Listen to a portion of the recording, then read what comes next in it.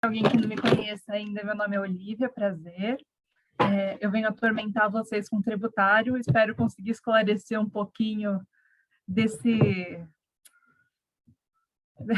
ninho, né, que é o direito tributário, que é uma coisa muito louca, muito bagunçada, mas é bonito, é útil, tem sua importância, né? Então, hoje, a gente vai falar sobre tributos, os tributos em espécie, tá? Eu vou expor um pouquinho sobre cada tipo de tributo, sobre os impostos em si, sempre partindo da Constituição para o CTN. Por quê? Tem muitos artigos no Código Tributário que não foram recepcionados pela Constituição de 88. Porque o Código Tributário é lá de 66. Então, ele é anterior à nossa Constituição, tá? Então, sempre que a gente for estudar direito tributário, principalmente para concurso, que cai muito a literalidade da lei, a gente precisa analisar primeiro a Constituição e o espaço, as leis complementares, tá? Para ver se está tudo ok, se faz sentido constitucionalmente falando. Tudo bem? Então, vamos lá. Eu trouxe aqui esse slide de novo. Essa gente pergunta o que é tributo, e eu vou trazer mais uma vez em outras aulas, porque todo o conteúdo dessa aula de hoje eu vou retomar em outras aulas, tá? Primeiro, porque é muita coisa. Segundo, porque propositalmente eu não trouxe exercício hoje, é muito conteúdo, e eu preciso que vocês tenham um tempo para digerir esse conteúdo, tá? Para a gente poder fazer exercício já com ele compreendido, amadurecido na mente de vocês. Por isso que, principalmente para a aula sobre fato gerador, eu peço para que vocês leiam de novo esse slide, vejam de novo essa aula, tirem dúvidas comigo, tá? Para a gente poder retomar e avançar um pouco no conteúdo. E aí sim, eu vou espalhando os exercícios que seriam dessa aula nas outras aulas, para dar tempo de amadurecer a ideia, tá? Amadurecer as características dos tributos na mente de vocês. Todo mundo de acordo? Ok. Então, tributo é toda prestação pecuniária compulsória, ou seja, obrigatório, em moeda ou cujo valor nela se possa exprimir, que não constitua sanção de ato ilícito, então multa não é tributo, embora possa vir a ser uma obrigação principal, tá? Instituída em lei e cobrada mediante atividade administrativa plenamente vinculada, ou seja, por lançamento. Até na outra aula eu falei, acho que ficou confuso, né, que essa atividade é quem tem competência para tanto. Sim, a gente vai entrar depois na aula, no tema de lançamento, para falar sobre o lançamento de ofício, por declaração, homologação, e aí tudo isso vai ficar mais claro também. Mas o lançamento nada mais é do que a formalização, por quem compete formalizar a cobrança do tributo. Ok? Bom, até aqui, tudo bem? O CTN, ele reconhece só 3 tipos de tributo, porque ele é antigo, e a Constituição trouxe mais 2. Ela complementou esse rol de tributos, incluindo as contribuições e os empréstimos compulsórios, que também chegaremos lá. Eu trouxe novamente também a noção da natureza jurídica do tributo, porque a gente vai ver muito essa palavra fato gerador, que é a situação que enseja o fato tributável, né? A tributação em si. Então, a natureza jurídica do tributo, ela é determinada pelo fato gerador da obrigação, ok? Independente da denominação e das outras características adotadas na lei e da destinação legal do produto da arrecadação, ou seja, não importa para onde vai o que se arrecada com aquele tributo, e não importa as outras nomenclaturas que tem, porque vocês vão ver que muitos tributos são muito complexos. Então, importa o fato gerador. O que está ali como fato gerador é a natureza jurídica desse tributo, e até como eu já tinha mencionado, isso é muito importante para evitar uma tributação por uma interpretação expansiva, tá? Tanto que até tinha mencionado aquele caso que tentaram levar o ISS para alocação de bens móveis e o STF entendeu que não era cabível por causa da análise da natureza jurídica. Ok? Então, vamos lá. Deixa eu voltar aqui. Ó, nos impostos, a gente tem uma vasta quantidade de impostos, principalmente impostos da União, né, federais, tanto que essa aula dava para ser dividida em umas 4 aulas tranquilamente. Enfim, o imposto ele é caracterizado por ter um fato gerador que independe de qualquer atividade do Estado. Então, tanto o próprio fato gerador do tributo quanto a sua arrecadação, eles não estão vinculados a uma atividade estatal. Então, o que a gente arrecada de IPVA não vai para a manutenção, por exemplo, das vias urbanas, das ruas, tá? Ele não tem vinculação nem com uma atividade posterior, nem com uma atividade anterior. Nesse caso, por exemplo, a gente arrecada simplesmente por ser proprietário de um veículo automotor. Nós já somos contribuintes do IPVA, ok? Então, como eu já disse, o imposto ele não é vinculado, tá? Geralmente, os fatos geradores, eles estão previstos na Constituição, por isso que eu sempre falo. Vai analisar um tributo, Constituição, depois CTN e a legislação esparsa, tá? Sempre com foco também na lei complementar. Eles tendem a ser regulamentados por leis complementares, ok? Eles podem ser diretos, ou seja, quem pratica o fato gerador é quem recolhe, como no caso do IPVA, do imposto de renda, a gente vai lá, declara o IR e recolhe. O IPVA chega para a gente paga, né? Então, esses tributos são diretos, não tem um repasse para uma outra pessoa pagar, tá? Até que entraria, no caso dos indiretos, que teria esse repasse para outra pessoa pagar, na parte do estudo de responsabilidade tributária, que a gente vai entrar também nas próximas aulas, ok? O tributo, o imposto, ele pode ser pessoal ou real, ou seja, recair sobre o patrimônio ou sobre a pessoa, tá? Ele pode ser progressivo, regressivo, fixo ou proporcional. Nesse ponto, ele se remete às alíquotas, ok? Então, quando uma alíquota é progressiva, quer dizer que ela aumenta conforme a base de cálculo. Como, por exemplo, no imposto de renda. Conforme a renda aumenta a alíquota, não aumenta? Isso é uma alíquota progressiva, ok? Ela pode ser regressiva, que ela diminui conforme aumenta a base. Então, é um fenômeno contrário, por exemplo, do nosso caso de tributação de imposto de renda pessoa física, tá? Ela pode ser fixa, então, tanto a alíquota quanto a base já estão previstas na lei, ou ela pode ser proporcional, que aí independe da base de cálculo, como, por exemplo, o IPTU. Tem ali o IPTU, o percentual de cada município, e a base de cálculo é o valor venal do imóvel. Tá? Opa!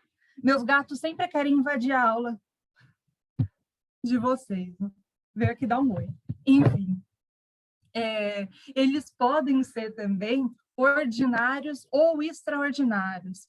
Eles vão ser ordinários em situações habituais, ou seja, aqueles tributos que são cobrados sempre, e extraordinários quando a gente chegar numa situação extrema, em estado de guerra, calamidade pública, todas aquelas situações previstas na Constituição que dão aso para esse tipo de cobrança.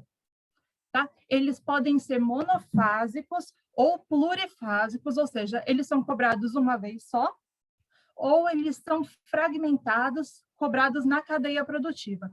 Geralmente, quando eles são plurifásicos, o que você já pagou numa etapa, você não vai pagar de novo na outra, é sempre sobre o valor agregado. Então, o que aumentou? Você paga sobre o que aumentou, tá? Até aqui, ok? Perfeito. Esses conceitos vão aparecer bastante no resto da aula, ok? E eles podem ser cumulativos ou não cumulativos. Cumulativos seria até nessa questão do plurifásico. Eles vão acumulando, você vai recolhendo e se creditando. Tem caso que você consegue abater do valor agregado, e tem caso que você vai recolhendo e depois você usa como crédito, ok? Você aproveita o que você já pagou do tributo. Alguma dúvida? Então, vou seguir. Gente, como eu sempre pergunto também, se eu estiver indo muito rápido, vocês falam, tá? Que eu sei que é muito detalhezinho, é meio maçante a matéria de hoje. Bom, vamos lá. Então, começando pelos impostos da União. Quais são os benditos impostos da União? Você já vê que são muitos. Até falei errado. Bom, seria o imposto de importação, o imposto de exportação, o imposto de renda, o IPI, que seria o imposto sobre produtos industrializados, o imposto sobre operações de crédito, câmbio, seguro ou relativas a títulos ou valores mobiliários, o imposto sobre propriedade territorial rural e o imposto sobre grandes fortunas. Esses são os que já estão um pouco melhor desenhados na Constituição, e teria também os impostos especiais e os impostos extraordinários, ok? Que fica em aberto, por assim dizer. Vamos lá. O imposto sobre a importação já começa com uma peculiaridade. Aqui tem um artigo que não foi recepcionado pela Constituição, tá? No CTN fala que o executivo ele pode alterar a base de cálculo desse imposto, mas não pode, por vedação expressa da Constituição, ok? No entanto, ele pode alterar a alíquota para atender funções extrafiscais. No direito tributário, a gente menciona muito função parafiscal, fiscal, extrafiscal. A diferença dessas funções aqui. Quando um tributo tem função meramente fiscal, quer dizer que ele só serve para encher cofre público, tá? É só uma arrecadação do erário. Quando ele tem função extrafiscal, significa que ele pode ser usado, que ele tende a ser usado para induzir condutas. Então, é quando o poder público ele quer influenciar na economia, quer influenciar uma redistribuição de renda, por exemplo. Então, ele modifica a alíquota, tentando, por exemplo, quando teve o aumento das alíquotas de cigarro, álcool, que queria desestimular o consumo. Ok? Isso é o governo, é o Estado em sentido amplo, atingindo, tentando afetar a nossa decisão, né, através do tributo, a decisão de consumo, através do tributo.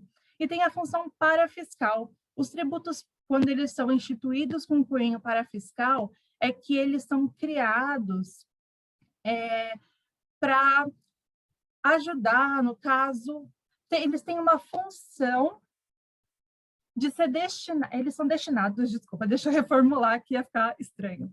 Eles são destinados para órgãos que atuam em paralelo ao governo. Então, por exemplo, tem o SESC, o SENAI, todos os tributos, essas contribuições que são recolhidas por esses órgãos, elas têm função parafiscal, tá? Bom, até aqui ok. Eu vou perguntando, porque caso vocês queiram me parar também, fica à vontade, tá? Para perguntar. O fato gerador do imposto sobre importação seria a entrada de produtos no território nacional, ou seja, chegou no Brasil, aconteceu o fato gerador, tá? Claro que sempre tem as peculiaridades, tem casos de isenção, quando não é considerado fato gerador, aí vai estar sempre na legislação específica, que eu não vou entrar nesses pormenores, porque eu vi que não cai tanto, cai mais a regra geral mesmo. A base de cálculo, quando a alíquota é específica, aí vai estar determinada na legislação. Vai falar a base de cálculo é tal, a alíquota quando ela é ad valorem, quer dizer que ela é proporcional ao valor do bem, a base vai ser o preço normal ou um preço estimado, um preço arbitrado conforme o valor de mercado no Brasil, tá? E quando se tratar de produto apreendido, abandonado, levado a leilão, e levado a leilão, no caso, seria o preço da arrematação. O contribuinte é basicamente o importador ou quem for equiparado a ele pela lei, ok? Ou o arrematante, que arrematou esses produtos que foram apreendidos ou abandonados na alfândega e foram levados ao leilão pela Receita. Okay? Então, tá. O imposto sobre exportação ele é bem parecido. A diferença na prática é que nós temos bastante desoneração em relação à exportação e a importação tem uma tributação um pouco alta, ok? Por isso que geralmente reclamam de insumos e afins. Já para exportar, além de você poder se creditar, né, se aproveitar de uma série de créditos que outros tributos geram no meio da operação, ela tem bastante benefício fiscal para incentivar justamente esse comércio. Aqui, o mesmo caso do imposto de importação, a base de cálculo não pode ser alterada pelo executivo, tá? Não foi recepcionado. O fato gerador, ao contrário do imposto de importação, vai ser a saída de produto nacional ou nacionalizado. Um produto nacionalizado é aquele que foi importado, submetido a desembaraço aduaneiro, ou seja, ele passou pela alfândega e foi liberado, tá? E ele teve todos os tributos recolhidos, tá certinho, aí ele foi nacionalizado, ele passou a ser um produto interno. Na base de cálculo é a mesma coisa. Quando a alíquota for específica, depende da lei, do que a lei determinar. Quando for proporcional, o preço, tá? É o preço normal, o preço pelo qual foi destinado à exportação, ou o preço que seria o preço de mercado interno. Isso quando a diferença é muito grande ou quando a lei determina, tá bom? Considera como entregue o produto. Ou seja, para acontecer o fato gerador, foi entregue quando ele saiu, ou seja, está no porto, ou se vai ser entregue por avião e afins no aeroporto, ok? Deduzidos todos os tributos, é isso. Ah, e quando ele é feito a prazo, quando, por exemplo, a gente faz uma negociação, vai exportar, e vai ser financiado o valor, é considerado esse valor de financiamento, ok? São todos os custos englobados na base de cálculo. Beleza? Então, tá bom. Contribuinte. Ah, vocês vão ver bastante também a legislação mencionando, é o exportador ou quem a ele a lei comparar. Por quê? Muitas vezes não tem nada a ver, mas para poder incluir, a lei equipara um tipo de pessoa a outro, tá? Isso acontece bastante no IPI. No caso do IPI, para poder cobrar, equipara o importador ao industrializador, à indústria e assim vai. Tá bom? Aqui, em relação ao imposto de exportação, eles mencionam também que tem uma destinação do imposto. Isso não foi recepcionado pela Constituição. Tá? Que nem eu falei no começo da aula, os impostos, eles não têm destinação, eles não são vinculados a nenhuma destinação e nenhuma atividade estatal. Ok? Então, aqui eu trouxe também um exemplo, depois vale a pena dar uma olhadinha, tá? No artigo 167, que tem, inclusive, o 167 da Constituição. Ele tem, inclusive, algumas exceções de quando o imposto pode ser vinculado, tá? A receita do imposto, nesse caso. Mas aí, geralmente, são todas previsões que já estão na Constituição também. Não é uma viagem, uma exceção que pode ser trazida por norma infraconstitucional. Tá? Gente, até aqui tudo bem? Posso entrar no imposto de renda? Tá muito grego para vocês ou tá todo mundo entendendo? Eu estou indo muito rápido? Não, tá ok. Ah, é bom saber. Eu pergunto que às vezes vou, para mim vocês estão entendendo tudo, então tá bom. Em relação ao imposto sobre a renda e proventos de qualquer natureza, ou seja, o que agrega o nosso patrimônio, tá? Quando a gente fala aí que ele será informado por tais critérios, são as diretrizes. Então, o imposto de renda, ele vai ser instituído para alcançar todo mundo, aí ele observa o princípio da generalidade, vai considerar a renda, né, os proventos, independente de onde vier, independente de ser nacional, de ter vindo do exterior, vai considerar tudo.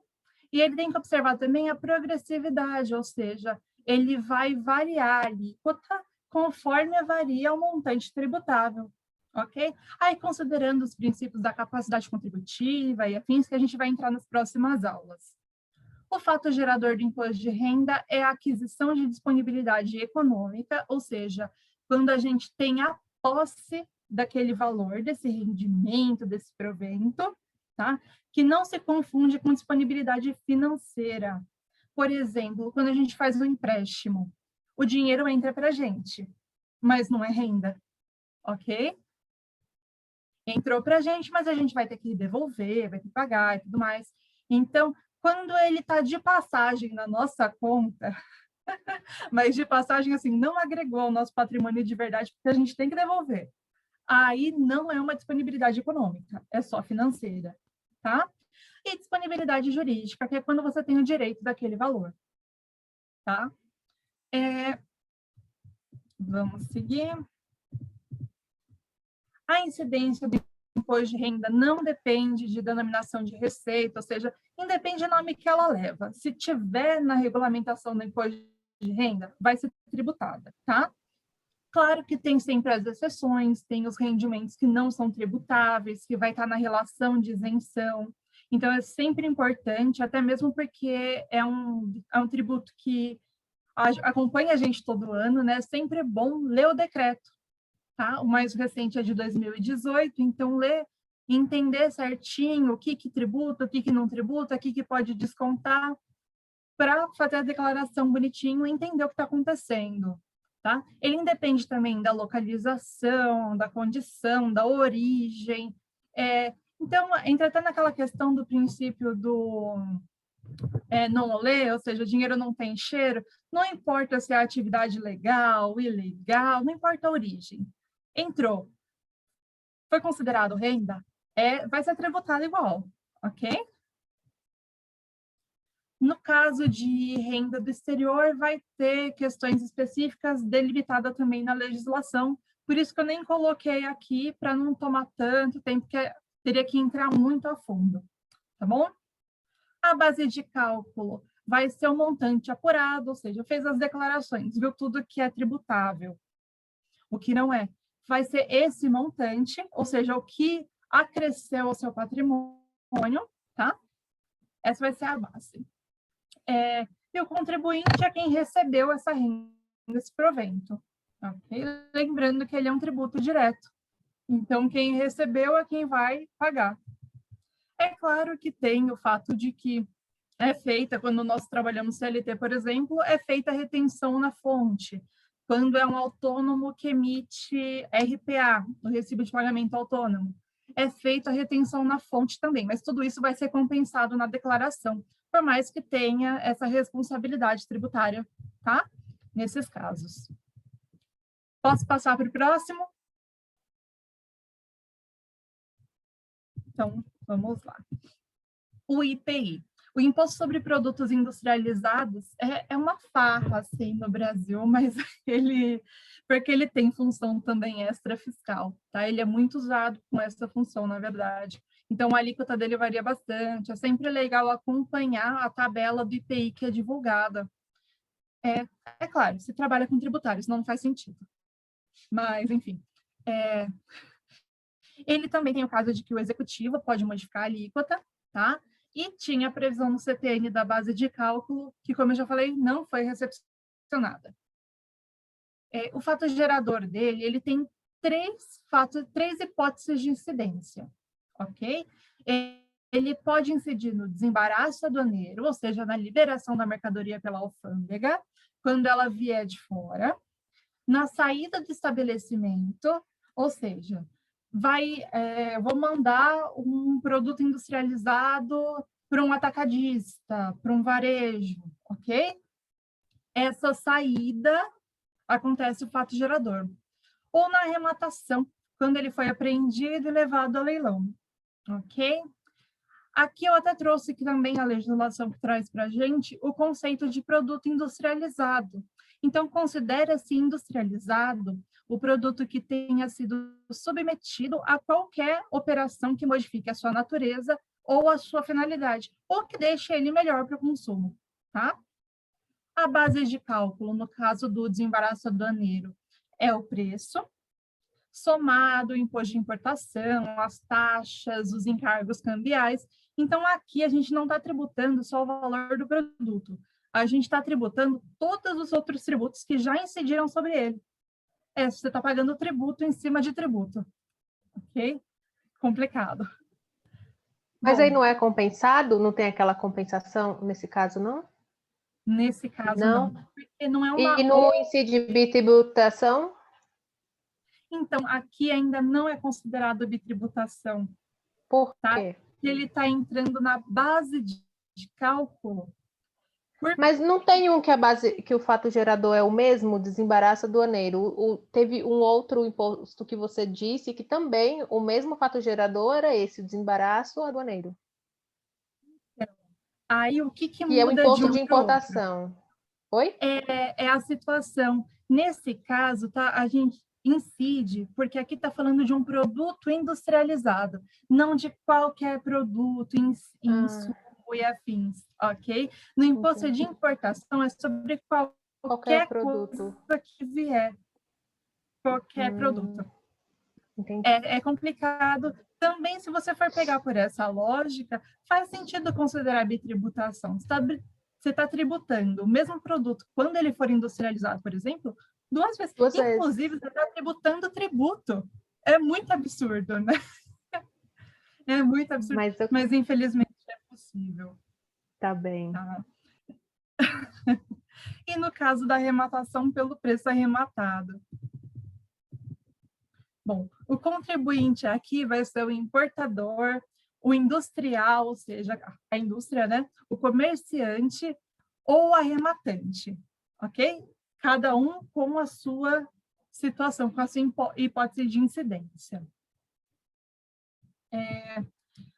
O IPI ele também tem um norte que a Constituição traz para a gente. Então, ele vai ser seletivo. O que é um tributo seletivo? É quando a gente vai considerar, na verdade, né, quem legisla vai considerar a sua essencialidade, ou seja, o quão importante ele é para a população, para determinar a alíquota, por exemplo, a base de cálculo, ok? Então, sempre vai depender de quão importante ele é, de quão essencial ele é, tá?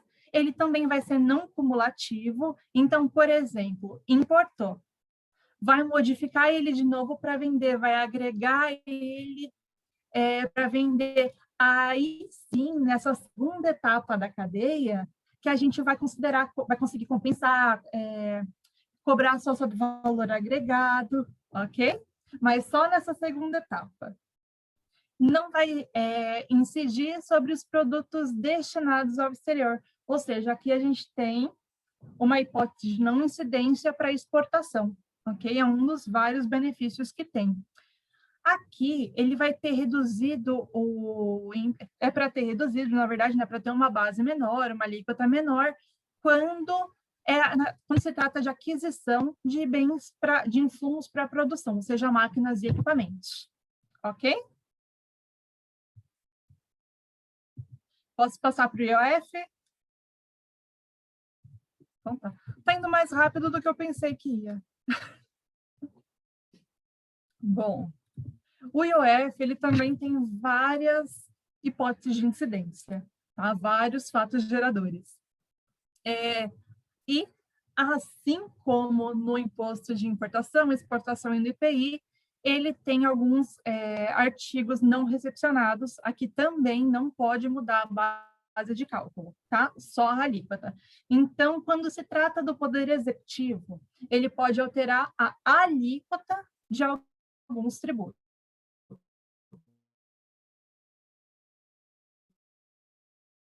Já é devido o imposto sobre operações de crédito, câmbio, seguro e relativas a títulos e valores mobiliários, quando ocorre uma operação de crédito, uma operação de câmbio, seguro ou títulos e valores mobiliários.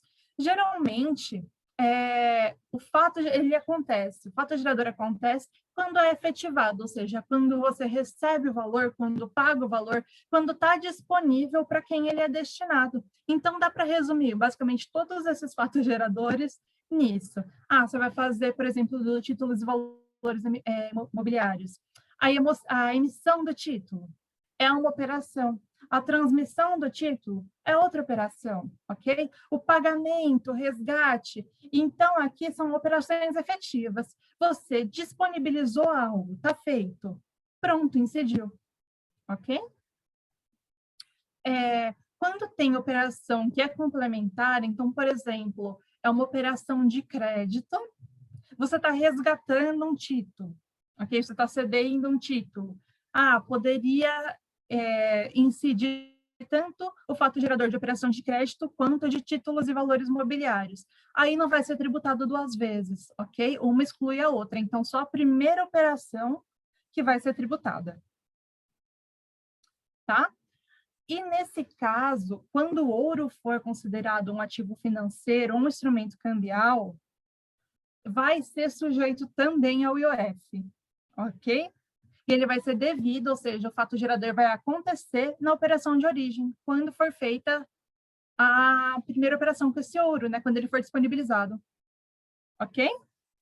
Professora, eu tenho uma dúvida. No caso do ouro, que ele tem a retenção lá da extração, no caso que tem a retenção do município, da União, aí depois quando porque ele é uma matéria-prima e ele é transformado, aí depois ele incide sobre ele tanto o dessa fase da transformação quanto o depois da operação, quando ele se torna papel moeda de negociação? Incide, infelizmente incide. Entra naquela questão de etapas, né? Então, mesmo nessa fase, é um tipo de tributação... Mas ele é cumulativo, mas não se compensa, é isso, professora? Eu tinha essa dúvida. Então, no caso do IOF, não, porque o IOF, ele vai incidir nesse tipo de operação só, entendeu? Então, não teria como ele compensar com os outros tributos que foram cobrados anteriormente. Para ficar um pouquinho mais claro, a gente só consegue compensar tributos iguais. Então, por exemplo, não tinha sido cobrado o IOF até agora. Eu não vou conseguir cobrar o IOF, compensar o IOF com o ICMS que foi cobrado. Entendeu? Com os outros tributos, com as contribuições que foram cobradas, não tem como eu compensar tributos diferentes. A compensação é sobre o tipo e não sobre o valor. É isso, professora? Basicamente isso. É isso, okay. É isso. Tá? Porque o fato gerador é diferente. Então, aqui, a gente não considera como continuação da cadeia porque não teve incidência até esse momento do IOF. Bom, mais alguma dúvida até aqui? Não, então, vamos lá. Bom, a base de cálculo... Dá para perceber que as bases de cálculo, elas são bem... logicamente deduzíveis, assim, né? É claro que na legislação específica eles sempre acrescentam um monte de coisa, por isso que teve aquela discussão de anos sobre o que é receita bruta, tá? Mas, olhando numa visão básica, assim, ela é bem logicamente deduzível, sem os pormenores. Bom, então a base de cálculo do IOF seria o montante da obrigação, no caso do crédito, vai compreender também o principal e os juros, tá? Operação de câmbio. O que foi disposto, ou seja, pago, recebido, tá? De seguro, o prêmio.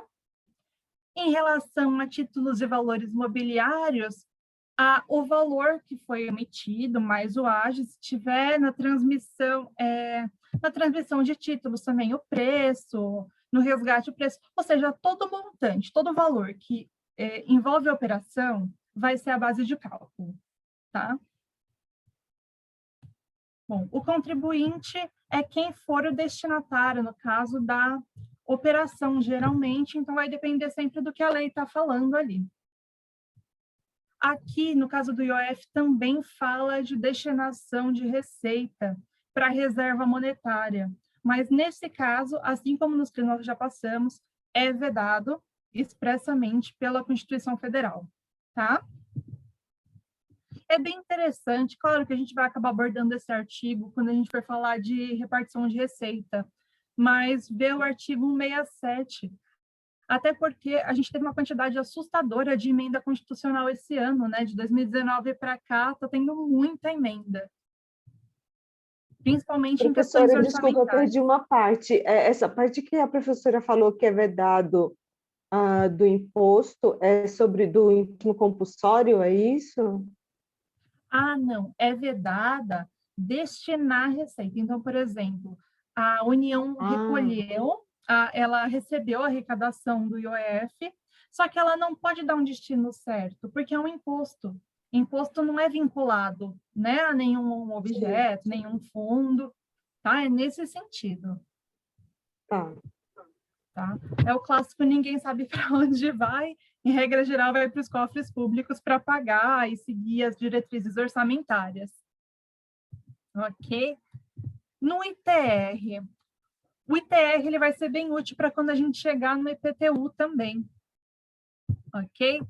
O fato gerador do ITR é ser proprietário, ter o domínio útil ou a posse de um imóvel, ok? Que seja considerado um imóvel rural. A diferença entre propriedade, domínio útil e posse está na quantidade de direitos que você tem sobre o imóvel, ok? Então, por exemplo, na propriedade tem direito de usar, gozar, possuir e dispor. No domínio útil, tem a maioria dos direitos, mas não tem o poder de dispor, ok? E já a posse tem pelo menos um dos poderes de propriedade, ou seja, a diferença da posse para o domínio útil é que tem um pouquinho menos de poder na posse, ok? A base de cálculo é o valor fundiário, ou seja, o valor da terra nua, que significa que vai considerar o valor do terreno sem as benfeitorias feitas. Então, fez uma piscina lá, fez uma edícula. Não, vale para o ITR o valor da terra nua, ok? O contribuinte é o proprietário, o possuidor ou o titular do domínio útil, tá? E em relação às diretrizes para criar esse imposto, a alíquota vai ser progressiva, ok? Só que ela vai ser progressiva desestimulando manutenção de terra improdutiva. Ou seja, a terra está ali parada, aquele imóvel não está sendo usado para nada, aquele local não está sendo usado para nada, vai ter uma cobrança maior, ok? É claro que isso nem sempre é possível, a gente tem muitas limitações, o Brasil é um país muito grande, é muito difícil fiscalizar, mas tem essa previsão. Tá? Não vai incidir sobre pequenas glebas rurais, tá? Quando for explorada e quando o proprietário não tiver outro imóvel. Ou seja, tem isenção pequenas terras, pequenas propriedades, que são utilizadas pelo dono e esse dono não tem outro imóvel. Tá? Aqui é independente de valor, independente de quem é o dono, de idade, ok? A não ser que venha uma norma complementar falando o contrário. E ela vai ser fiscalizada e cobrada pelos municípios se eles optarem por isso, porque, de qualquer forma, é um tributo da União. Tudo bem? Mas a Constituição traz essa possibilidade. Professora, por favor, e nesse caso da cobrança de tributos, uma terra do INCRA, por exemplo, caso tiver improdutiva a terra, o valor cobrado é maior também? Maior, sendo improdutiva, tende a ser maior. É que, assim, depende de como está na legislação, ok? Você diz do INCRA, a contribuição para o INCRA em especial, né? Eu me refiro a terras que era do INCRA, muitas vezes é confiado a alguém, a outras pessoas, e, por exemplo, se essa terra ela está improdutiva, né, já há muito tempo, não há relatos de produtividade ali. Eu me refiro, inclusive, em questões de ocupações, a pessoa como advogado, por exemplo, de um pessoal que está ocupando uma terra dessa natureza, assim, é, é possível, assim, aliás, eu já até mudei a pergunta, né? Mas é cobrado a mais também esses impostos em terras que era do INCRA? Eu não sei se eu fui claro na minha pergunta. Foi sim. Mas e essa situação em especial eu vou ficar te devendo, tudo bem? Eu vou verificar para ti, para ver, só para checar se eu entendi. A sua pergunta é se é cobrado a mais em terras que era do INCRA e foi destinado para, como se fosse um depositário fiel, né, para alguém cuidar dessa propriedade, e elas foram ocupadas. É isso? Legal. Eu vou verificar e na nossa próxima aula eu te respondo, pode ser? Que é terça-feira que vem. Quer ver? Depois eu vou até anotar aqui. Bom, deixa eu ver que horas. Peraí, gente, só vou anotar a hora para eu ver a pergunta de novo. Pronto. Então, vamos seguir. Mais alguma dúvida até aqui? Professora, eu queria comentar um caso. Claro, Aqui em claro. São Paulo, teve que eu vi numa aula de direito urbanístico, IPTU, ali sendo residente de um sítio, e ele tinha uma pequena produção ali na zona leste de São Paulo. Então, assim, estaria dentro da zona urbana e expandida, mas mesmo assim, por ele ainda manter as características de sítio e de produção, ele conseguiu que fosse... Cortou seu áudio. Cortou? Cortou. Ele conseguiu que fosse tributado pelo ITR? Isso, porque ele Entendi. conseguiu comprovar que estava dentro, mesmo estando dentro da zona expandida, ele mantinha as características de sítio, de condição de zona rural, e aí ele conseguiu cobrar.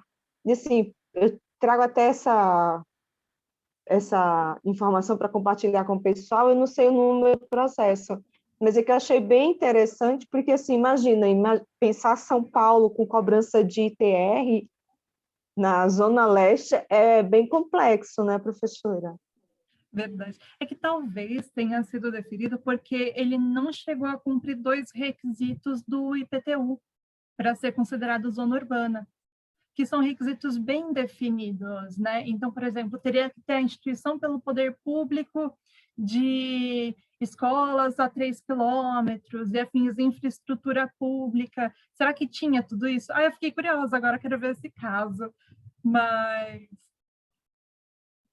Eu vou procurar, professora, também, para trazer, porque como foi numa aula de direito urbanístico, então, assim, eu não lembro exatamente, mas tem esse caso que a pessoa conseguiu, tinha alguns requisitos para ser cobrado IPTU, mas tinha, principalmente, a característica do imóvel, do aproveitamento do imóvel como um imóvel de produção, de pequena produção, dentro do contexto rural. Então, seria um pequeno agricultor dentro de um perímetro urbano.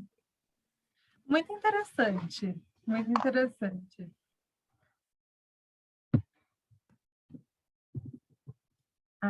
Bom, podemos passar para o imposto sobre grandes fortunas? Esse vai ser o mais rápido, porque a competência não foi exercitada, a gente não tem esse tributo, embora tenha existido projetos de leis que não vingaram, como na época do Fernando Henrique Cardoso, e tem agora um também do ano passado, tá, que está em trâmite, mas é um pouco difícil vingar, tá, o IGF. Mas é uma tentativa, pelo menos, de regulamentar. Vamos acompanhar os próximos episódios. Se acontecer alguma coisa enquanto a gente estiver tendo aula, eu trago para vocês. Bom, em relação Bem aos difícil. impostos... Bem difícil mesmo. Ai, Mas apesar que eu pode não trazer sei. outras atualizações. Eu sei que essa vai ser bem difícil. Ai, tomara, viu? Tomara, porque é só susto ultimamente na área fiscal, viu? Mas, enfim. Em relação aos impostos especiais extraordinários, eles são também, como todos os anteriores, de competência da União, ok? Os impostos especiais são aqueles impostos extras, ou seja, que não tem já a previsão específica e que podem ser cobrados, ser instituídos, na verdade, né, em situação normal, mediante lei complementar, desde que eles sejam não cumulativos e que não coincidam com outras bases de cálculo, ok? E fatos geradores. Ou seja, se não for extremamente parecido com nenhum que já existe, aí pode ser instituído em situação normal mesmo. E os extraordinários são aqueles que só podem ser criados em caso de guerra externa, na iminência, tá? Ou no curso da guerra, ok? Eles têm que ser criados com data de término. Eles não podem ser eternos, que nem os outros tributos. Eternos, assim, claro, até que venha uma modificação. Mas eles precisam ter essa previsão, ok? De encerramento. Confunde um pouquinho quando a gente vai falar de imposto especial extraordinário, porque tem previsão na Constituição e no Código Tributário, tá? Mas tem alguns detalhes que são diferentes. Por exemplo, no CTN, fala que essa supressão, né, ele tem que encerrar no prazo máximo de 5 anos.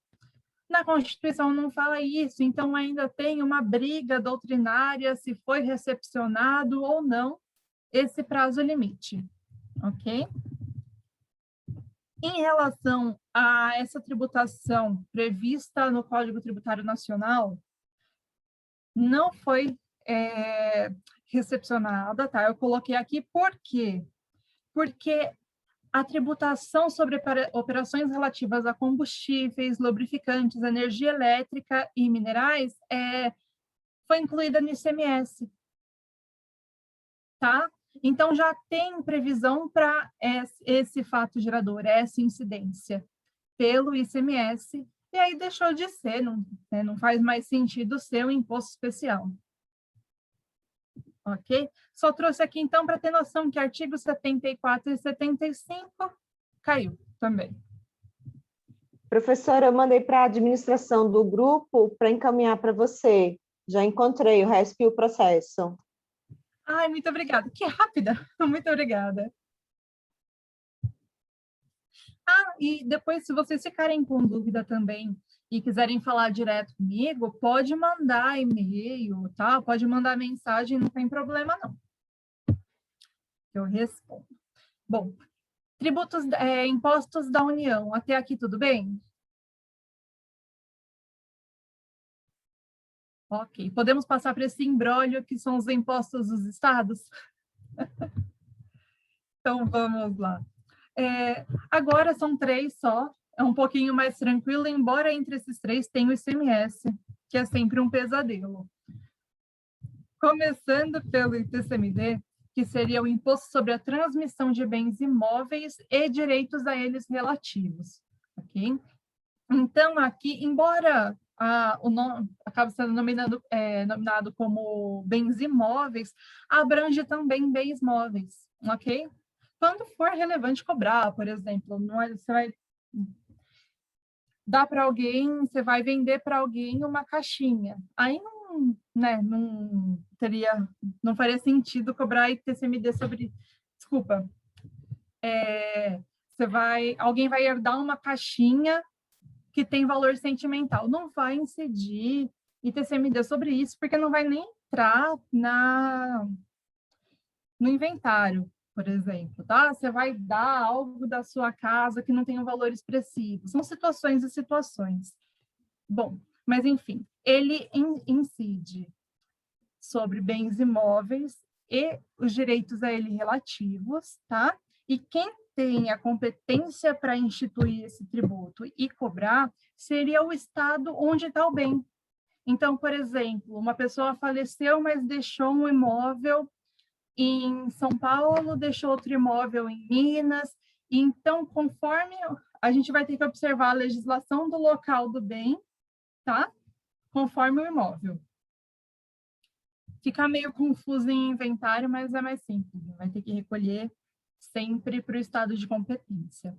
E relativo a bens móveis, títulos e créditos, aonde estiver sendo processado o inventário ou arrolamento. Então, no estado de Minas Gerais tem o imóvel e tem alguns títulos lá.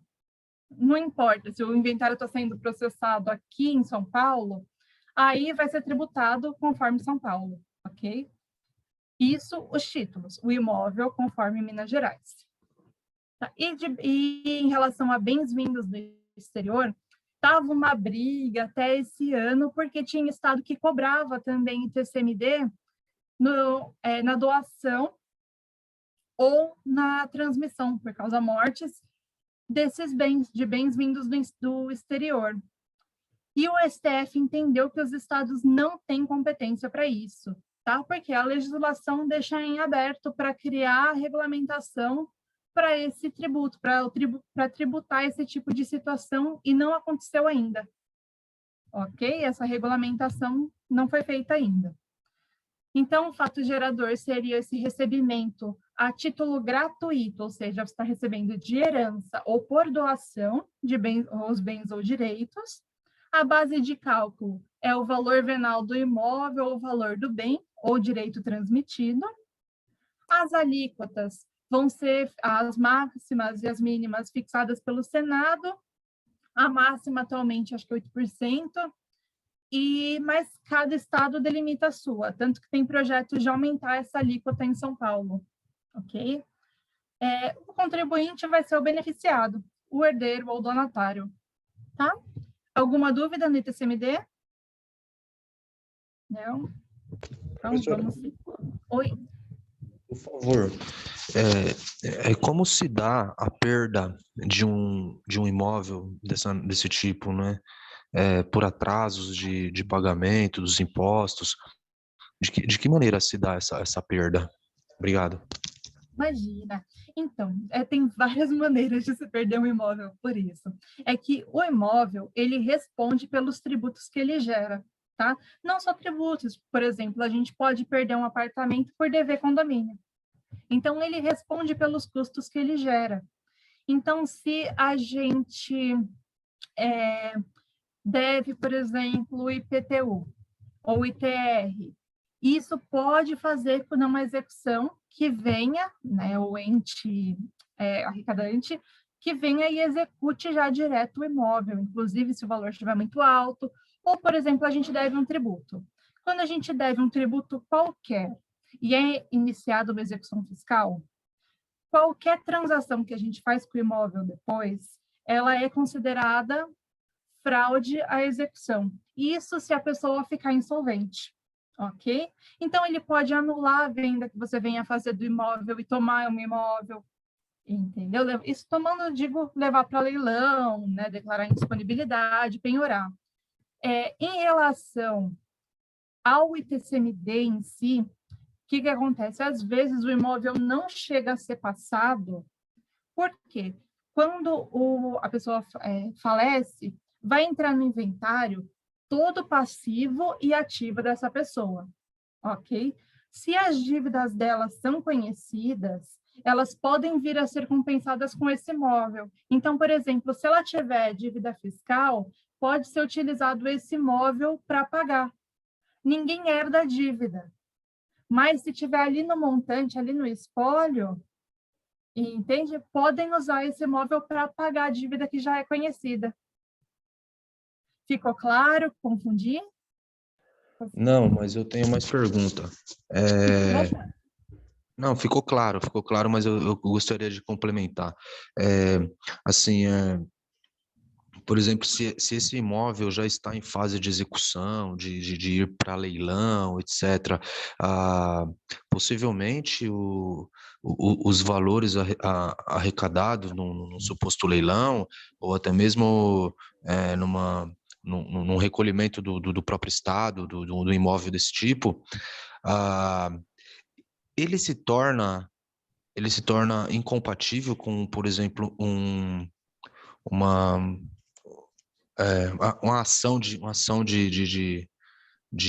posse, me fugiu da mente agora o nome da ação. Uso campeão, né? Porque se ele passou, se o Estado passou a ser o proprietário a partir daquele momento, esse imóvel se torna, não pode fazer uso campeão? Obrigado. Então, não, às vezes até pode. Por exemplo, esse imóvel foi vendido no prazo do uso capião, ok? Aí a pessoa que comprou a posse desse imóvel, ela ocupou a propriedade, né? No caso, mas a pessoa não tinha para passar, enfim, que está na posse desse imóvel pelo prazo do uso capião, pode entrar com embargo de terceiro, ok? Questionando a penhora desse imóvel. Então, por exemplo, se não for quem está sendo executado, a pessoa pode vir a recuperar e ter o uso capião declarado, reconhecido, quer dizer. Deu para entender mais ou menos? Agora, se for o próprio usucapiente, esqueci o termo agora, mas enfim, quem está entrando com o usucapião, se essa pessoa for a devedora e acabaram localizando o imóvel porque já tem um processo de uso capião em curso, ok? Aí é diferente. Então, está questionando o débito daquela pessoa. Mas se o débito era do proprietário original, e esse terceiro, que cumpriu todos os requisitos para uso capião, está entrando no processo para defender o seu direito a uso capio imóvel, aí tudo bem, ele tende a conseguir via embargo de terceiro. Eu respondi sua pergunta?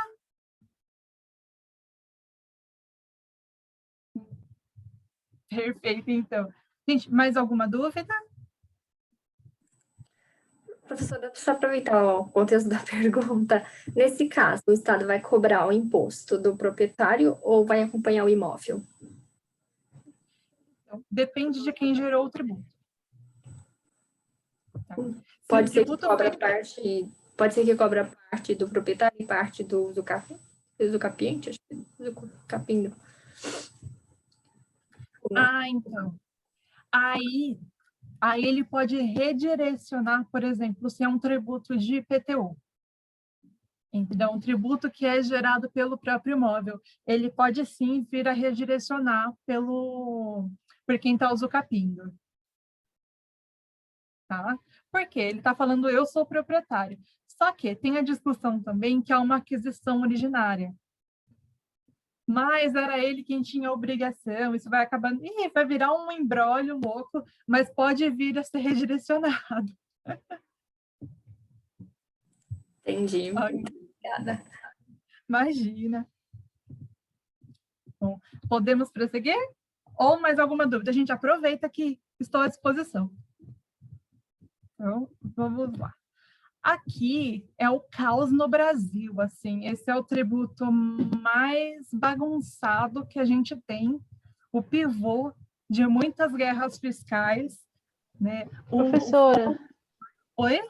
Tem uma pessoa que fez uma pergunta aqui, a Amanda. A partir de qual valor é devido o ITCMD? A dúvida da Amanda. Ela fez no chat. Então, o ITCMD, como ele é um tributo estadual, depende da regulamentação de cada estado. Ok? Então, por exemplo, é uma regulamentação em São Paulo, outra em Minas, outra no Paraná, aí precisa ver a legislação de cada estado. Tá? Mas aqui eu preciso confirmar. Tem alguns casos de isenção. Mas eu preciso confirmar, eu fico te devendo, viu? Eu vou dar uma olhadinha. Mas, olha, a regra geral não é devido ITCMD. Depende do que for, na verdade. Então, por exemplo, geralmente imóvel é devido. Dinheiro em conta bancária, eu sei que tem um limite que não é. Eu vou ver e eu passo para vocês. Ó, já tenho... Deixa eu anotar aqui também o horário. É bom que semana que vem eu já começo com as 2 respostas, tudo bem? Obrigada, professora. Imagina. Bom, Vamos lá. No ICMS, que seria o Imposto sobre Operações Relativas à Circulação de Mercadorias e sobre prestações de serviços de transporte interestadual, intermunicipal e de comunicação. Tem muita confusão ainda em relação ao ICMS e o ISS, quando é cobrado, tanto que saiu uma decisão recente, eu não sei se vocês viram, em relação aos serviços de streaming, ok?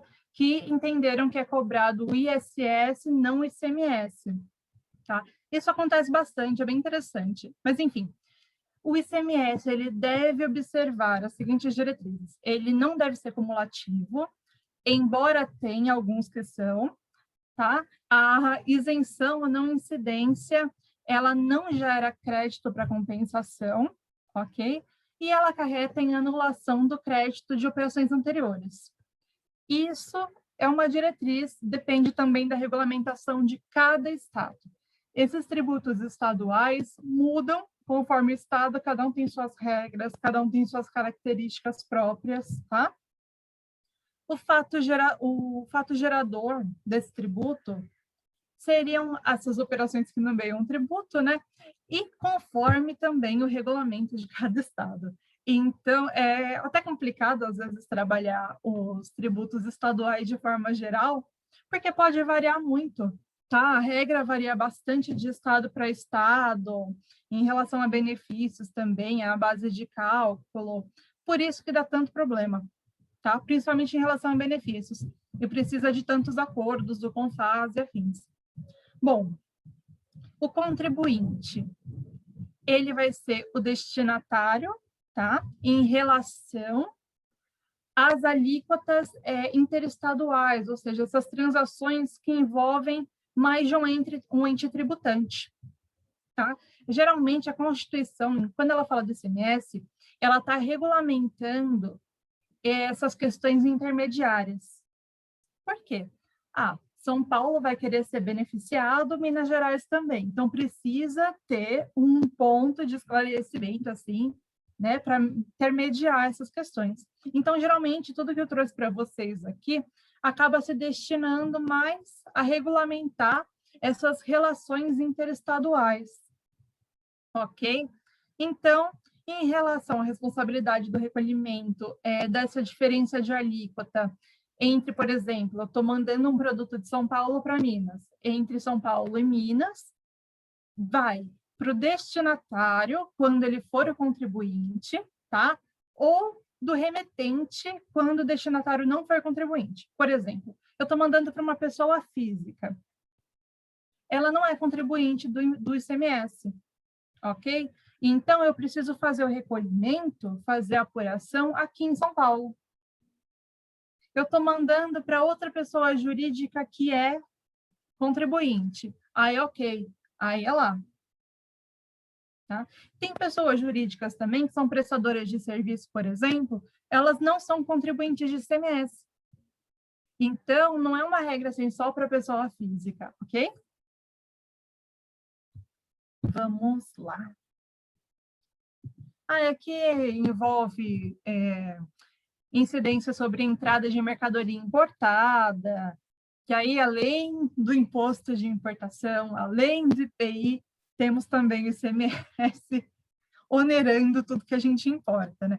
Não, tudo não, porque tem uma série de isenções, tem relação de valor também, então não é tudo, mas dependendo do que for importado, acaba onerando também, né? Esse outro imposto. Regra geral, assim, a base de cálculo do ICMS seria o valor do produto, o valor da nota, tá? Tanto que, por exemplo, às vezes a gente vende um produto e presta o serviço de instalação desse produto. Ele vai ser tributado, essa nota fiscal vai ser tributada pelo ISS e pelo ICMS. Pelo ICMS. Isso. Um pelo serviço, o outro pelo produto. Isso? Isso mesmo. Tanto sim. que os valores têm que ser separados. Separados. Então, a instalação foi R$100. Sobre esses R$100 vai incidir o ISS. Isso.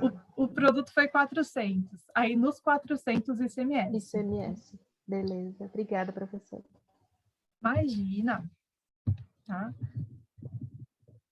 Aí tem umas outras bagunças da legislação também, que nem ICMS na conta de energia. Aí eles colocam as tarifas, aquela tuste-tuste, que não devia estar na base de cálculo, mas está. Então, tem que prestar atenção em tudo. Mas isso não pode, né? Não pode. É aquela coisa, né? Tá em decisão, mas não pode. Sempre então não acham pode. alguma justificativa.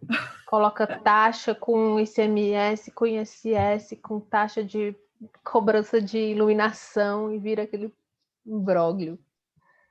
Nossa, é perturbador. Professora, eu descobri que recentemente tinha um pessoal tentando resgatar os valores que as indústrias empregaram de imposto, né? De imposto de ICMS, também pera, só um minuto, professora, de empréstimo que foi feito para a área industrial na década de 60 e 70, que as empresas pagaram a mais e depois eles não queriam receber do governo esse dinheiro. Só que algumas empresas faliram, outras não conseguiram. Então, assim, existe um valor consideravelmente alto que ficou retido no governo e que os empresários não foram resgatar esses valores, e era relacionado à energia, né, que eram incentivos para a produção de energia e que eles pagavam por essa ajuda do governo para melhorar as condições elétricas. Era mais ou menos isso. Existe uma quantia absurda que não foi resgatada ainda. Mas precisa ver se isso está, por exemplo, em processo ou se ficou no ar, porque a gente pode cobrar sempre 5 anos para trás. Ficou no ar. É tipo os empréstimos compulsórios também, só que não era dado o nome de empréstimo. Era recolhido uma parte para fazer a distribuição da energia. Assim como tem hoje aquelas milhões lá guardados para fazer a inclusão social, que agora vai ser destinado para pagar a conta do 5G do Brasil. Então, esses valores que a senhora está falando é de um processo de uma distribuidora, mas a maioria virou precatório. Talvez não vai ser pago nessa nossa vida. Mas se for o que eu estou pensando, foi julgado realmente, foi reconhecido o direito, né? Só que virou precatório e tá para pagar assim algum dia na vida, provavelmente os bisnetos dessas pessoas que tinham direito que vão ver. Eu vou até ver se eu acho aqui. Tinha uma empresa que é cliente do escritório que eu trabalhava, que tinha um desses. E assim, esse precatório está parado desde 99. Em 99 nasceu meu filho, já é homem, doutor. Pois é. E isso aí vai demorar, viu? É que é aquela coisa, né? Às vezes, quando tem esse tipo de ação que a gente chama de teses tributárias, a gente ganha, porque o contribuinte tem razão. É claro que tem uma questão que você começa a analisar as decisões dos tribunais superiores, tem muita decisão política.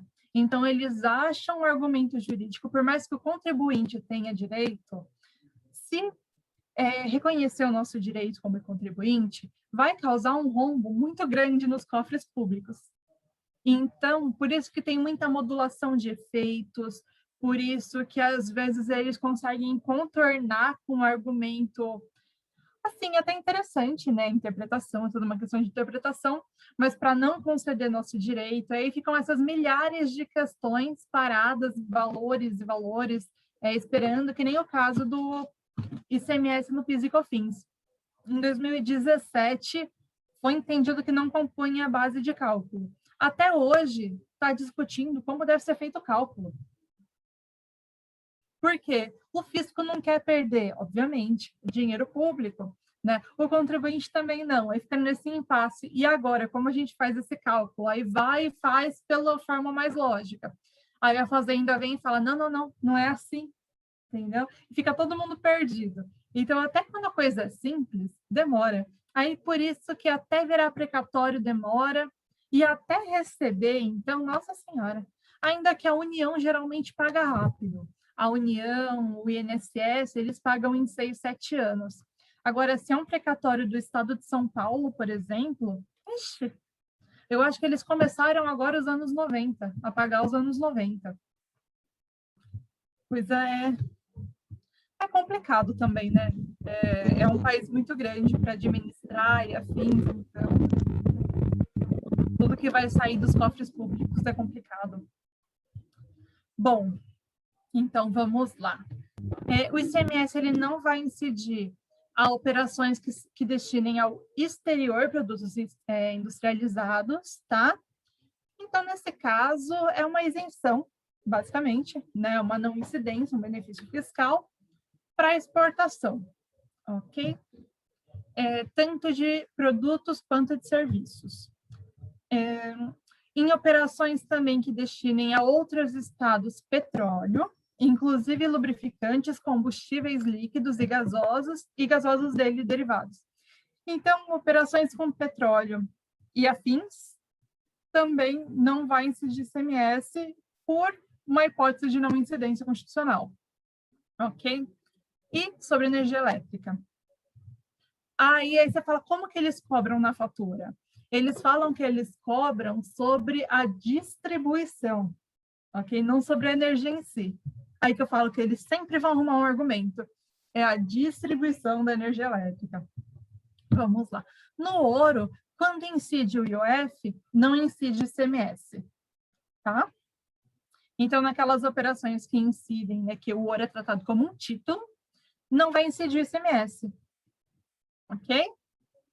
A base de cálculo geralmente é o montante da operação, mais frete, despesas e afins, depende do regulamento de cada estado, ok? Bom, aqui eu trouxe esse, mas é mais um adendo, assim, que cabe à lei complementar regulamentar tudo do ICMS, basicamente o que eu estou falando até agora, assim. Então, ela cria a base de cálculo exata, ela define o que vai ser tributado, o que não vai ser tributado, o que vai ser tributado uma vez só, o que vai fazer parte de uma cadeia, tá? Quais os casos de isenção, qual vai ser a alíquota, a variação de alíquota, substituição tributária. A gente vai entrar na questão de substituição tributária nas próximas aulas, porque é responsabilidade tributária. Então, é uma lei complementar. Lembra da aula passada que tinha a questão de lei ordinária, o que é de lei ordinária, o que é de lei complementar? Aqui, nesse caso, precisa de uma lei complementar para instituir todas as diretrizes do tributo, tá bom? E eu deixei destacado que somente o ICMS e os impostos de importação e exportação podem incidir sobre operações relativas a energia, serviços de telecomunicações, derivados de petróleo, combustíveis e minerais no país, ok? Ou seja, a gente está exportando, está importando, pode incidir e vai incidir ICMS também. O restante dos impostos, não, tá? Aqui eu coloco um adendo. Essa limitação é para imposto, não para taxa, não para contribuição, ok? Então, sempre tem um porém. Vamos lá. E aqui eu coloquei também, mas é mais para ter ciência que as alíquotas, elas são geralmente vêm de uma resolução do Senado, com base no, aprovado pelo presidente, afins.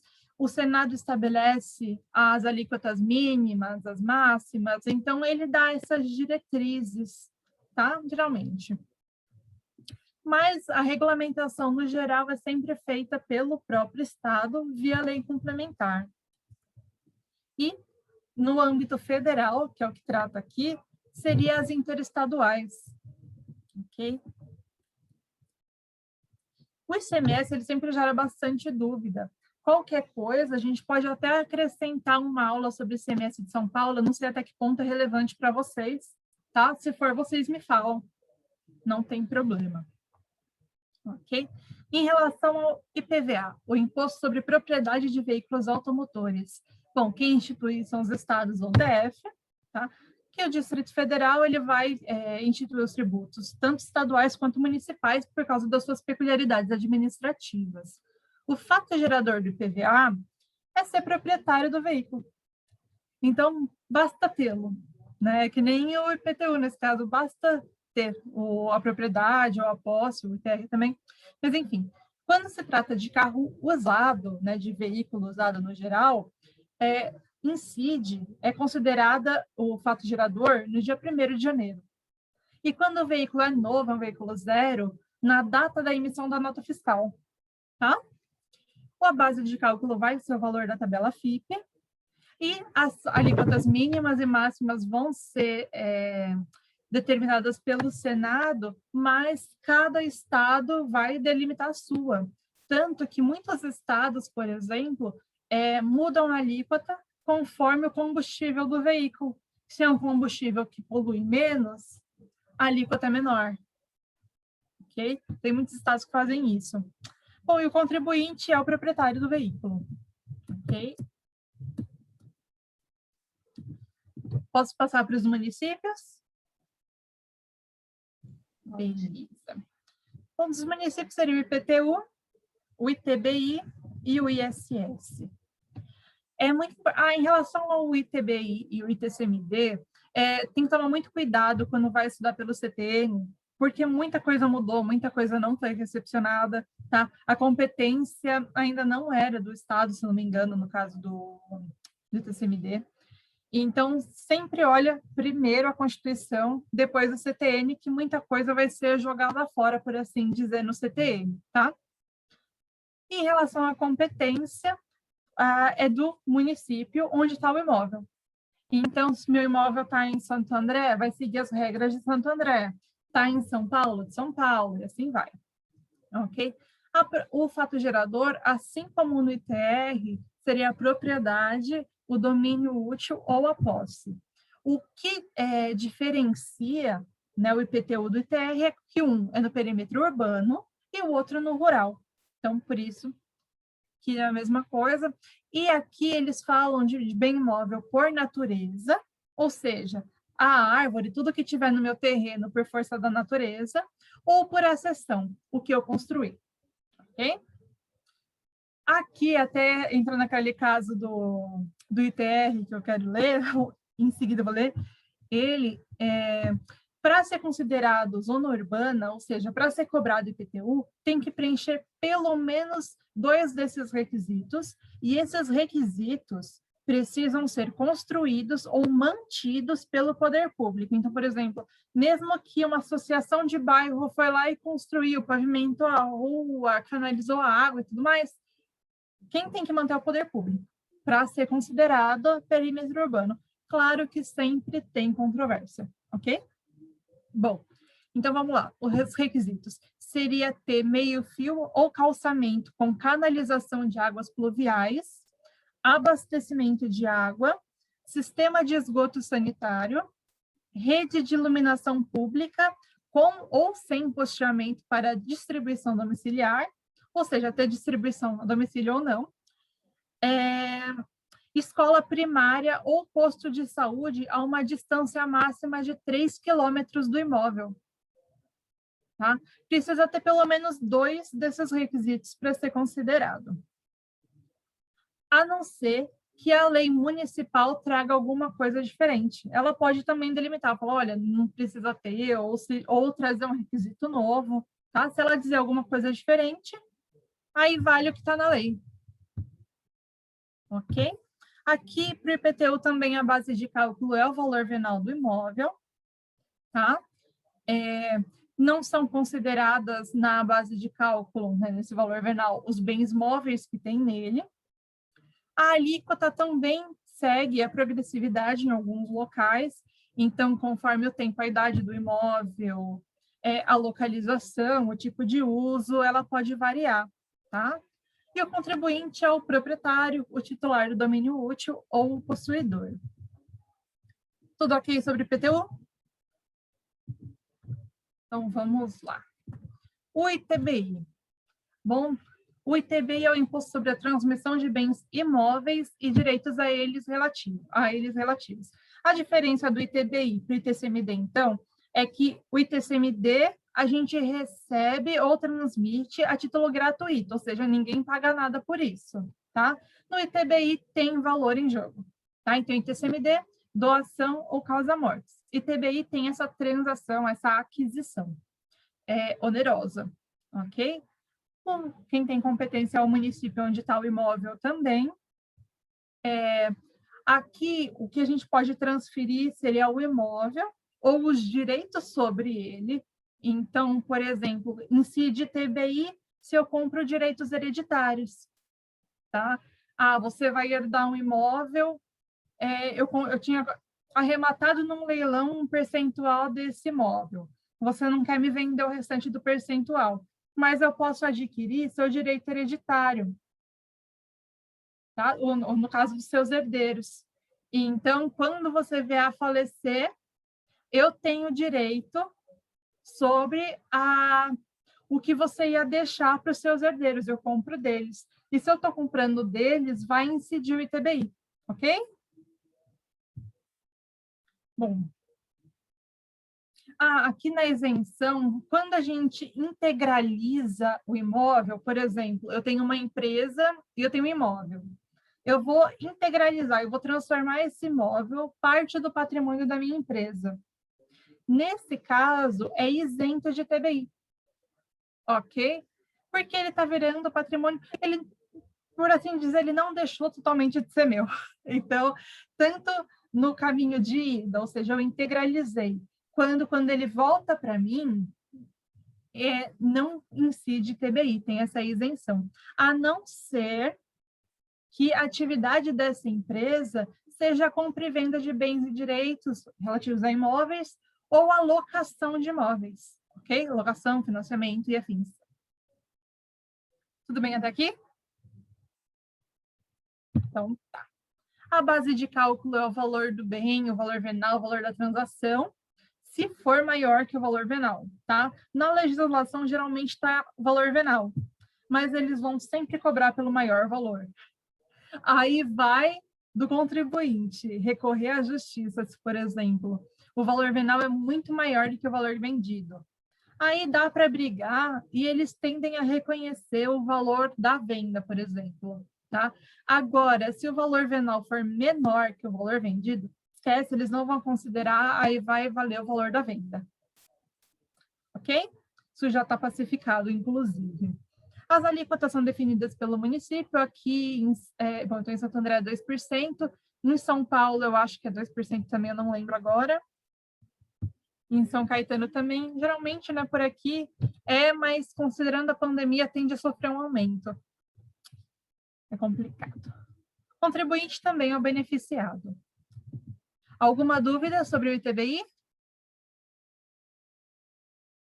Não? Ok. Eu sei que é maçante, gente, é muita informação, mas vamos lá, se mantenham firmes, vai dar certo. E qualquer dúvida, vocês me perguntem, me mandem e-mail, tá? Eu vou retomando também todos esses tributos aos poucos nas próximas aulas e trazendo exercícios, tá? Para poder ir absorvendo com mais calma. Mas vamos São Paulo é 3, professora, 3%. Alíquota. São Paulo é 3? 2? Obrigada. Obrigada. Aqui em Santo André está melhor, é melhor ter vender imóvel aqui. Uma pergunta, no caso, o Senado não estabelece um valor máximo, uma alíquota máxima para o ITBI? Então, a máxima, mas até a máxima, os municípios, como é um tributo de competência municipal, eles podem variar. Então, eles podem criar benefícios, por exemplo, Santo André, acho que foi no passado ou retrasado, alguns meses do ano, ele deu um benefício fiscal de 50% do ITBI, então estava 1%. Né? Outros locais, aí já 3%, 4%. Tá? Mas até a máxima, cada município que decide. Bom, em relação ao imposto sobre serviços, aqui também é uma zoninha, mas é uma zona mais contida assim do que o ICMS. Bom, é competência dos municípios também, sempre em atenção à lei complementar, tá? A lei complementar, ela vai trazer todas as situações tributáveis. Então, se não está lá, não é tributável pelo ISS, ok? Por isso que a alocação de bens móveis, por exemplo, caiu por terra. Tá? Uma lei municipal tentou tributar, mas não estava na lei complementar, não é uma situação tributável, ok? O fato gerador seria a prestação de serviços, ok? Independente da pessoa, do prestador ter um estabelecimento fixo. Então, até hoje, né? Imagina home office, quantos prestadores de serviço, técnicos de informática e afins, até nós, advogados, né? A gente consegue fazer tudo de casa. Então, a gente não precisa ter um estabelecimento para prestar um serviço. Enfim. Então, não precisa, independe do estabelecimento, geralmente acontece, é considerado fato gerador, né, até para o recolhimento, a título de recolhimento, aonde foi prestado o serviço. A não ser que a lei complementar diga o contrário. A lei complementar pode considerar que o tributo vai ser recolhido aonde a gente está, onde o prestador está, ou aonde está o tomador de serviços. E aí precisa ver cada situaçãozinha específica, ok? Que varia bastante. Bom, com isso, eu basicamente resumi aqui o ISS. A alíquota máxima é 5%. Aí tem muitas atividades, por exemplo, são tributadas a 2%. Né? Em São Paulo, a grande maioria acho que é 5%. Isso é meio parecido nos municípios, não varia muito o ISS de um município para outro, assim. Pelo menos no estado de São Paulo não varia muito. Bom, até aqui tudo bem? Fechou. E depois de 1h30 a gente muda de espécie tributária. É isso, gente, mas agora vai mais rápido. Bom, as taxas.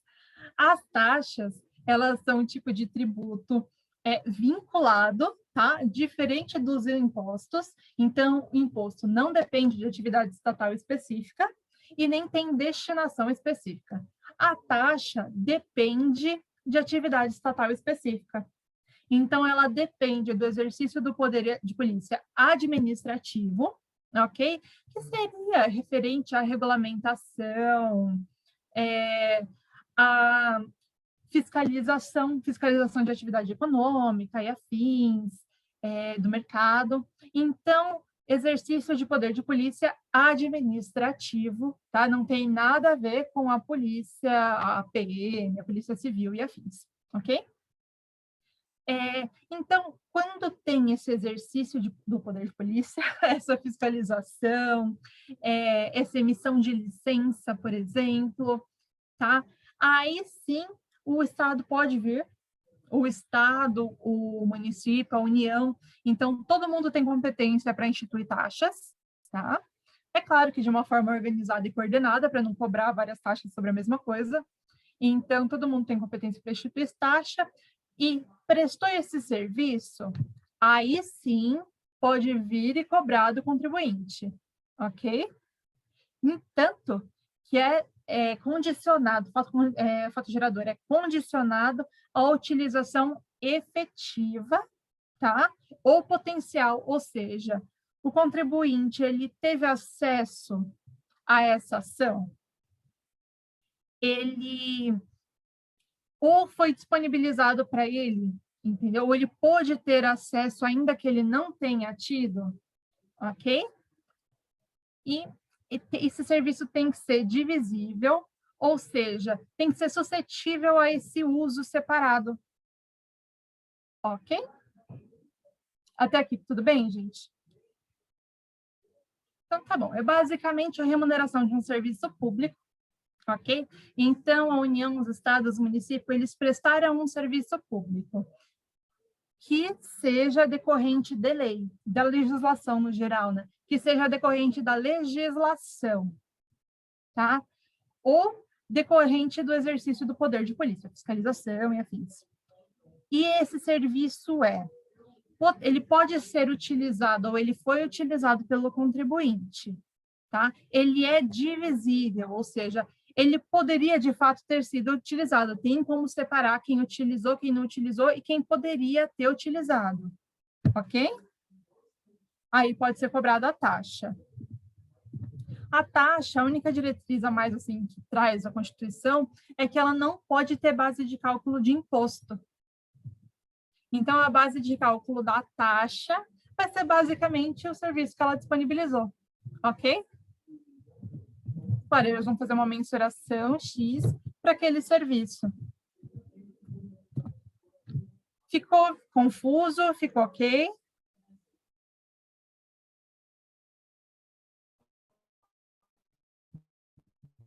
Já ouviram falar tanto que até eu estou enjoando da minha voz. Enfim.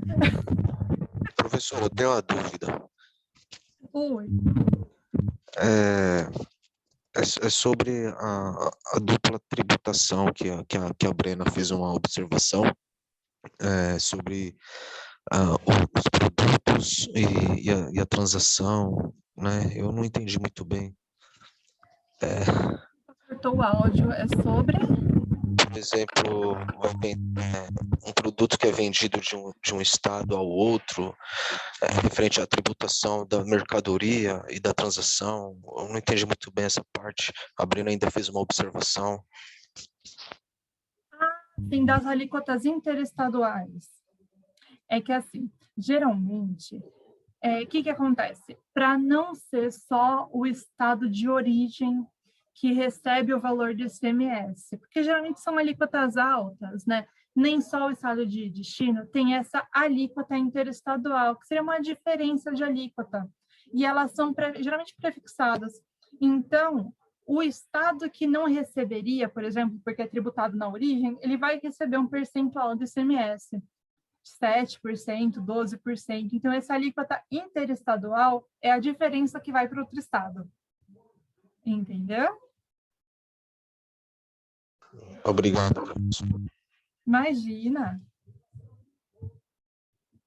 Se vocês quiserem, eu até mando a tabelinha. Tem uma tabelinha assim que eles vão mudando para poder fazer o cálculo, é bem legal.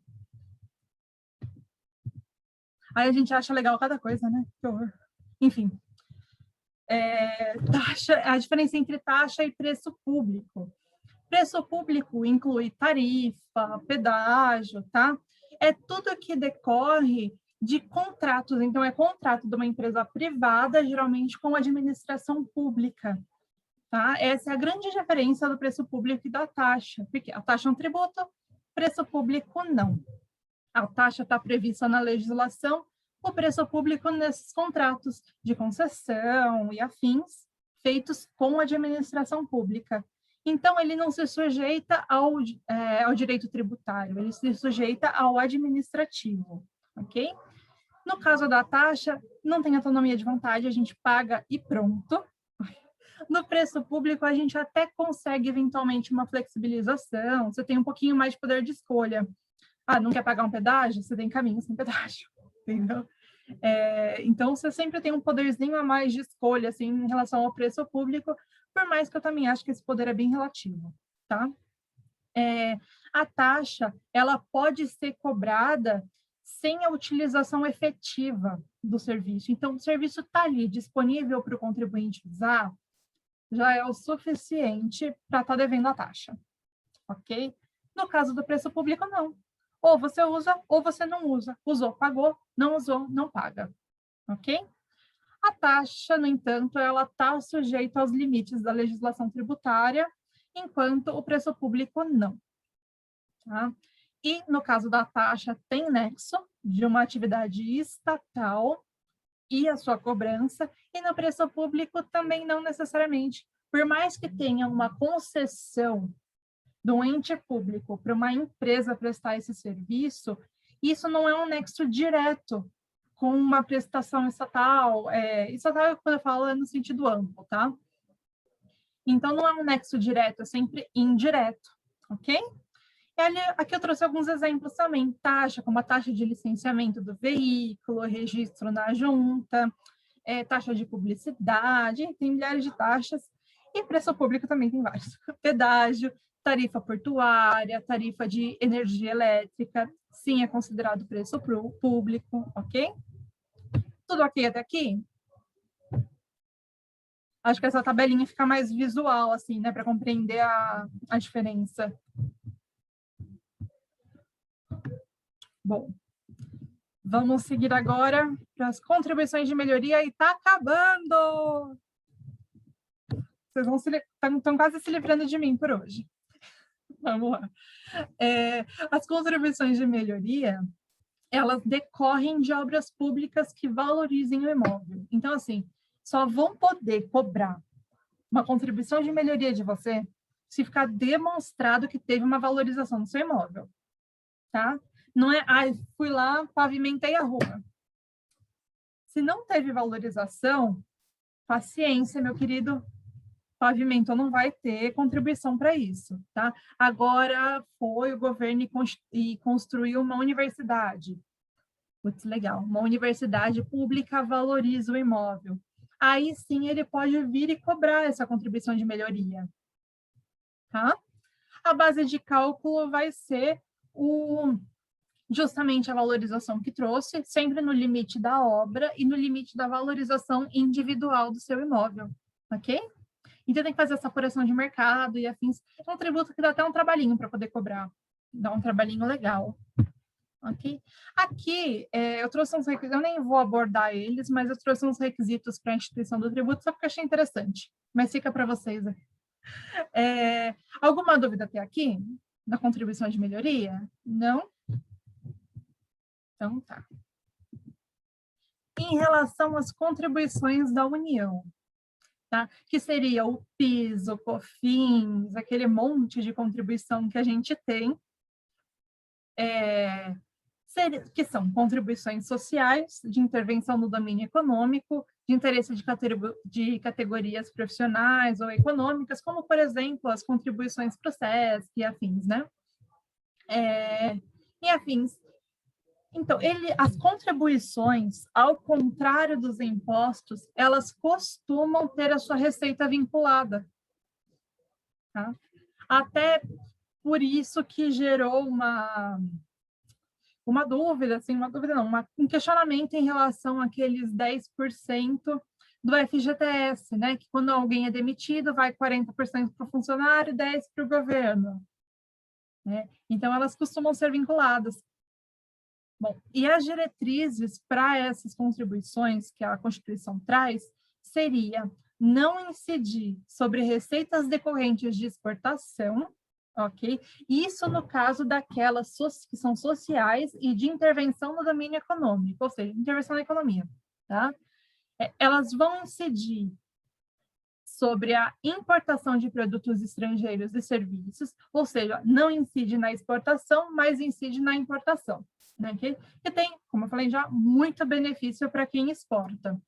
Tá? E elas vão poder ter alíquota ad valorem, que são aquelas proporcionais ao valor do bem. Aqui, no caso, seria ao valor do faturamento, ou a receita bruta, ou o valor da operação, no caso de importação. E específica, isso conforme a base de cálculo e a alíquota que a legislação adotar. Tá bom? Aqui tem uma equiparação legal também. Acho que até cheguei a comentar que tem bastante equiparação na legislação, principalmente em relação ao IPI.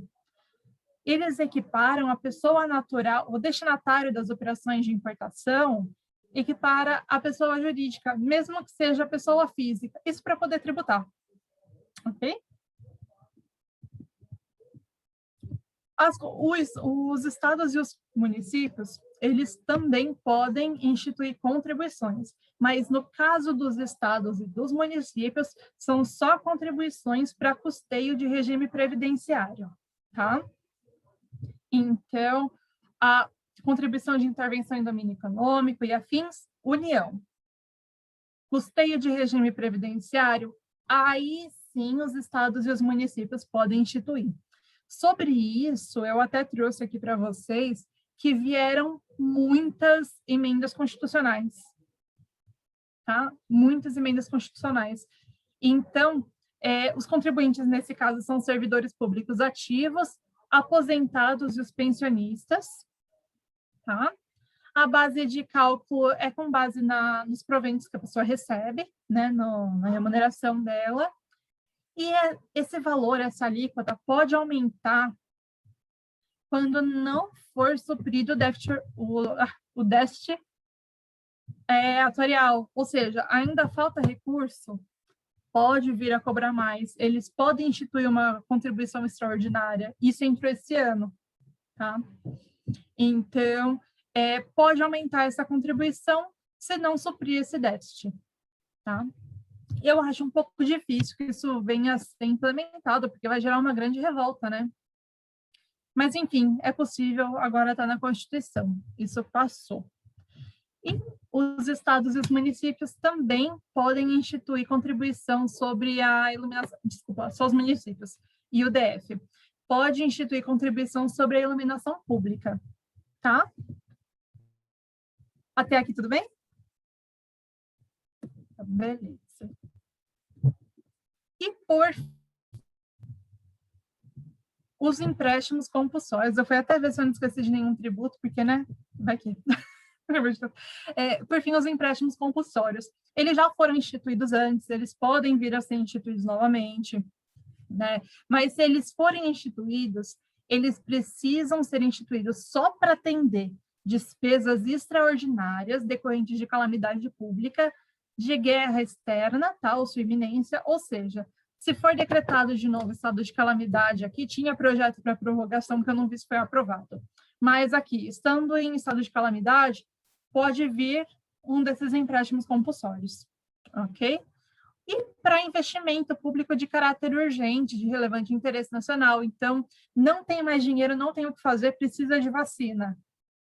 Eles podem também, mesmo sem a calamidade pública, instituir um empréstimo compulsório, tá? Esses recursos são vinculados, ou seja, o empréstimo compulsório ele vai ser instituído com objetivo, e o que ele arrecadar é para esse objetivo, tá bom? E precisa ser usado nesse objetivo, se for desviado, dá problema. Basicamente, dá problema. E a base de cálculo, quem vai ser o contribuinte, vai ser delimitado em lei complementar. Então, quem criar o empréstimo compulsório, que delimita, tá? E tem que ser feito por lei complementar, tá? Não pode vir uma lei ordinária, por exemplo, criar um empréstimo compulsório. Tudo bem? Alguma dúvida? Não? Então, beleza. Gente, é isso. Obrigada. Eu espero que vocês tenham entendido tudo, tá? Que eu tenha sido clara. Eu respondo as perguntas que eu estou devendo para vocês na semana que vem, ok? E qualquer dúvida, sugestão, reclamação, crítica, elogio, é só me chamar. Tá bom? Eu estou à disposição. E a gente se fala na próxima aula sobre sistema tributário.